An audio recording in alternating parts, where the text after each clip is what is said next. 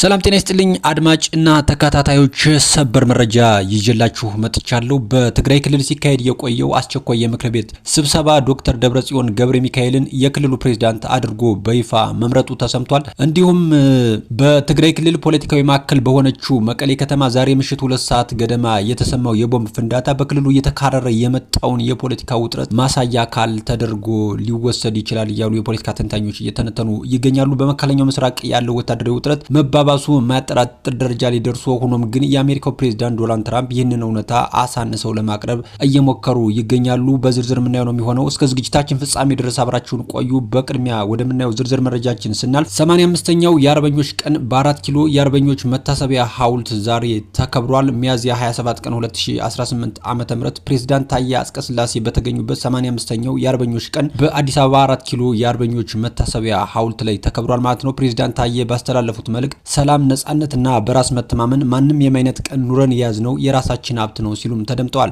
ጀግንነት የሰከነና ለሀገር የሚታመኑበት ጸጋ መሆኑን ገልጸው በላባቸው፣ በደማቸው፣ በሙያቸውና በእውቀታቸው ሀገርን የሚያገለግሉ የዘመኑ አርበኞች እንደሆኑም አስገንዝበዋል። በጥፋት መስመር ላይ የተሰማሩ ወደ ልማት መስመር እንዲመለሱን ጥሪያቸውን አስተላልፈዋል። ሐሰትን፣ ውስልትናንና ቅጥፈት የማይጸየፍ ትውልድ ከአርበኝነት እንደሚርቅ አስረድተው አርበኝነት በእውቀት ጎዳና መመራት ነው ሲሉም ገልጸዋል። አርበኝነት የእድሜ ልክ መታመን ውጤት መሆኑንም አጽንኦት በመስጠት አንስተዋል።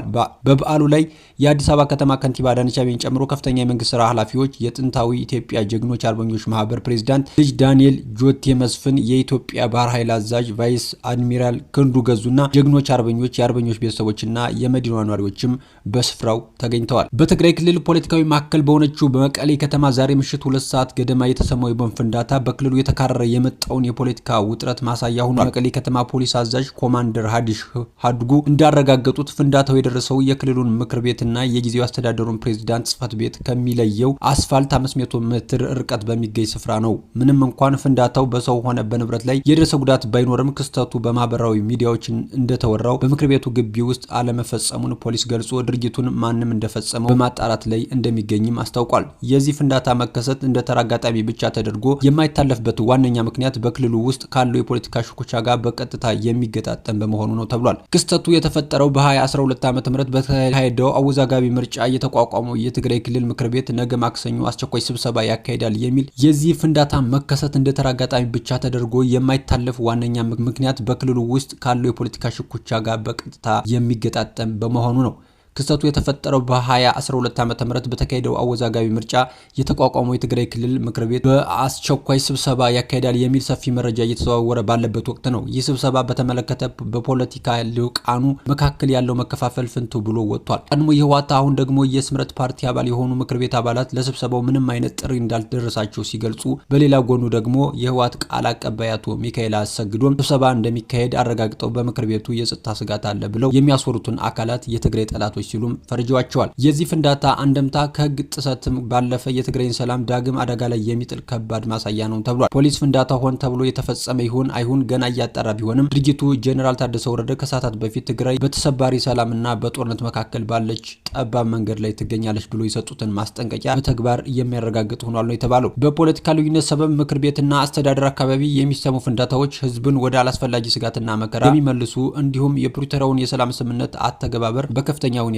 የሚፈትኑ ናቸው። የትግራይ ህዝብ ካለፈው ጦርነት ገና ሳያገግም የፖለቲካ ሊቃኑ የስልጣን ሽኩቻ ወደ እርስ በርስ ግጭት እንዳያመራ ከወዲሁ ከፍተኛ ጥንቃቄ ሊደረግ እንደሚገባ አንገብጋቢ ጉዳይ መሆኑንም የዕለቱ ክስተት በግልጽ ያሳያል ተብሏል። ከዚሁ ጋር በተያያዘ በትግራይ ክልል ሲካሄድ የቆየው አስቸኳይ ምክር ቤት ስብሰባ ዶክተር ደብረጽዮን ገብረ ሚካኤልን የክልሉ ፕሬዝዳንት አድርጎ በይፋ መምረጡም ተሰምቷል። ከዚሁ ታሪካዊ ውሳኔ ጋር ተያይዞ ላለፈው 1 ዓመት ገደማ ክልሉን ሲያስተዳድር የነበረው ጊዜያዊ አስተዳደሩ ሙሉ በሙሉ መፍረሱ ተረጋግጧል ነው የተባለው። ምክር ቤቱ ከፕሬዝዳንቱ ሹመት በተጨማሪ አዳዲስ አፈጉባኤዎችን በመሰየም መደበኛ ስራውን ጀምሯል ነው ያሉት። ይህ ድንገተኛ የፖለቲካ ለውጥ በፌዴራል መንግስትና በክልሉ መካከል የነበረውን የፕሪቶሪያው ስምምነት ተገባበር ከፍተኛ ፈተና ውስጥ ሊከተው እንደሚችል የተለያዩ የፖለቲካ ታዛቢዎች ስጋታቸውን እያጋሩ ይገኛሉ። መጨረሻ ወደምናየው መረጃችን ስናልፍ በመካከለኛው ምስራቅ ያለው ወታደራዊ ውጥረት መባባሱ የማያጠራጥር ሆኗል። ሆኖም የአሜሪካው ፕሬዝዳንት ዶናልድ ትራምፕ ይህንን እውነታ አሳንሰው ለማቅረብ እየሞከሩ ይገኛሉ። ፕሬዝዳንቱ ኢራን በተባበሩት አረብ ኤሚሬቶች ላይ ስለሰነዘረችው ጥቃት ምንም ያሉት ነገር ባይኖርም በአሁኑ ወቅት ከኢራን ጋር እየተካሄደ ያለው አነስተኛ ጦርነት መሆኑን ተናግረዋል። ኢራን በባህረ ሰላጤው የሚገኙ ጎረቤቶቿን የመምታት ወታደራዊ አቅም እንዳላት በተጨባጭ ቢታወቅም የአሜሪካው መሪ ግን ኢራን ምንም አይነት የባህር ኃይል የአየር ኃይልም ሆነ የአመራር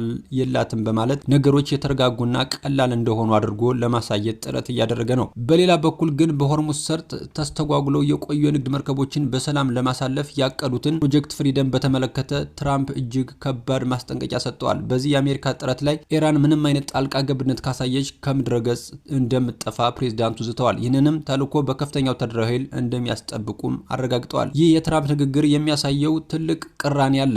በአንድ በኩል ተኩስ አቁም አለ በተባለበት ሁኔታ ውስጥ ውጥረቱ እየተባሰ ቢሆንም ነገሮች አቅልለው ያቀርባሉ። በሌላ በኩል ደግሞ የአሜሪካው መሪ የሚጠቀሙ ዛቻና የቃላት ጦርነት እጅግ እየተካረረ መምጣቱም በግልጽ እየታየ ነው። አድማጭና ተከታታዮች ለሰዓቱ ይዤላችሁ የመጣው አዳዲስ መረጃ ይመስላል። በሌሎች አዳዲስ መረጃዎች እመለሳለሁ። እስከዚያው ግን መልካም ጊዜ